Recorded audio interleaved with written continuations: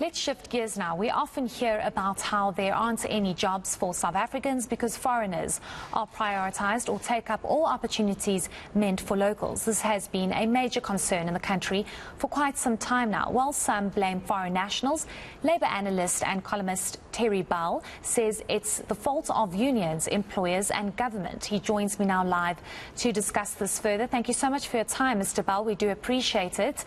I think let's just start off with your very strong worded opinion piece around the crisis that this country has been facing for some time now, where foreign nationals seem to be a target and almost being blamed for stealing jobs from South Africans. Why do you disagree with this? Well, for a very simple reason, that there's absolutely no evidence whatsoever. And there have been numerous studies right around the world. There are only, by Stats SA's own estimate, 2.6% of the total population of South Africa were not born in this country, and some of them will be nationalized, etc. The nonsense that is talked is very simplistic and anti-democratic because there is no evidence that any migrants, according to the OECD and other international organizations, including the United Nations, tend to be people who get up and go and move and tend to benefit the countries to which they go. Now, a migrant here who's working in a job because they're qualified for the job, this is something we should not forget, and that is that we have a terrible dearth of qualifications right across the board. We have a situation now where they say, but you see, it's the hospitality industry. Hospitality requires actual skills which many of our people do not have because of the absolutely terrible education system that we have, and government is there to blame. The whole idea that we do not have sufficient jobs is a matter of government policy, of employers not investing, and also I brought in the unions because up until 1996, the unions combined, all three of the major federations came together with a fairly reasonable and certainly not revolutionary or very radical macroeconomic policy which placed redistribution before growth.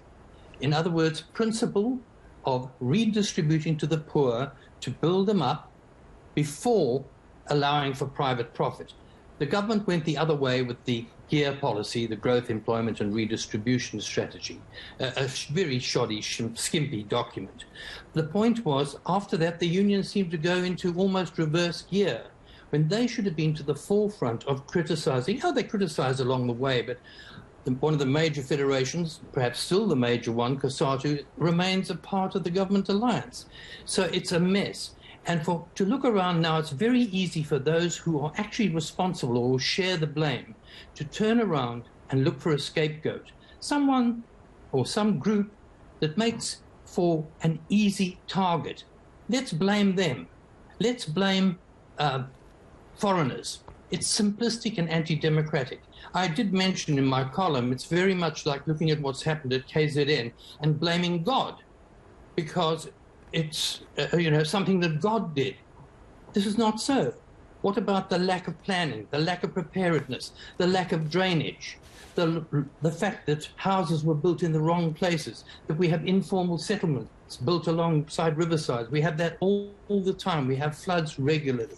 They were warned, so we need to look at all the nuances. We need to understand, if we really want to build a decent society for all, we need to understand all the inputs and to understand the truth rather than the fake news that's put out by people who are perhaps in many ways responsible, or their organizations are partially or wholly responsible in some cases through corruption, etc., for the mess that we're in at the moment.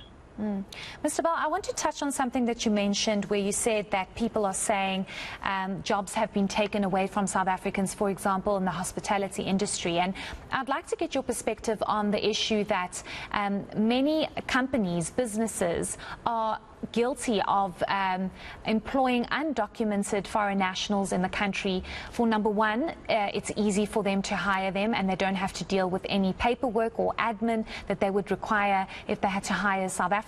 Number two, a lot of them are opportunistic, and of course this is very wrong, but it's happening, they would hire an undocumented foreign national because it's cheaper labor, and you have people that are desperate in the country that want to make a living and basically want to survive.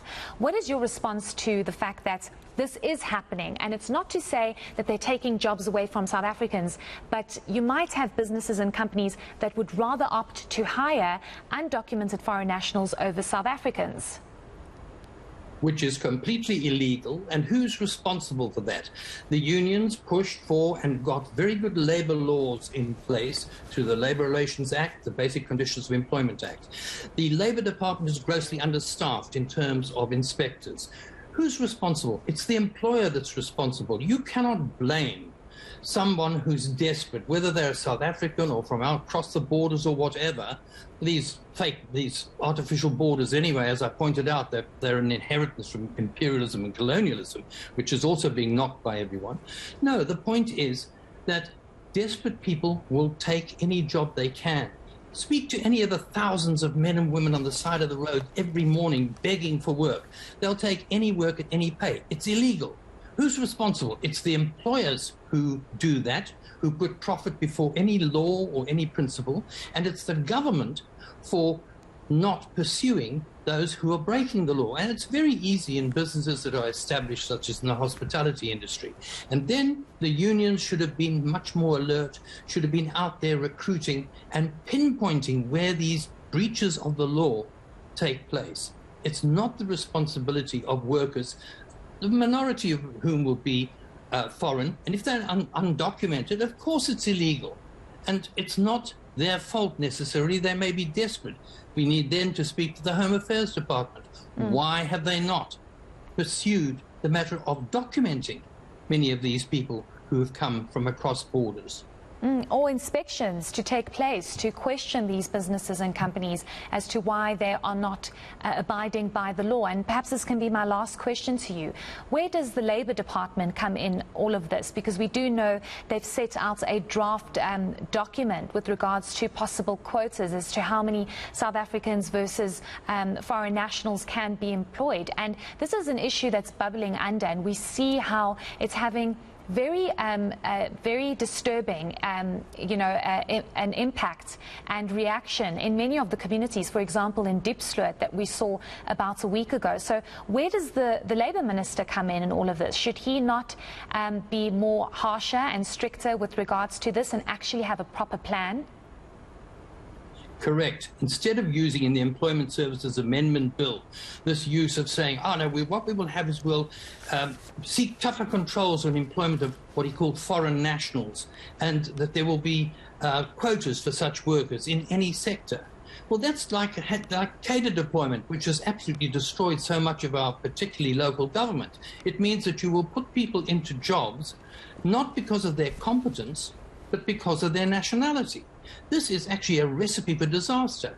The majority of unions, of businesses, of any business that wants to survive, needs to have the most effective and competent workers in place, irrespective of where they come from.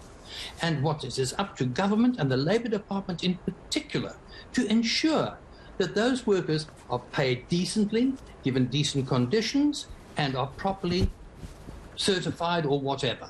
It's up to the Labour Department. And what they've done here, and what I believe Tutasi has done, has actually genuflected, as I said, to this nationalistic, this xenophobic scapegoating, and it's frightening.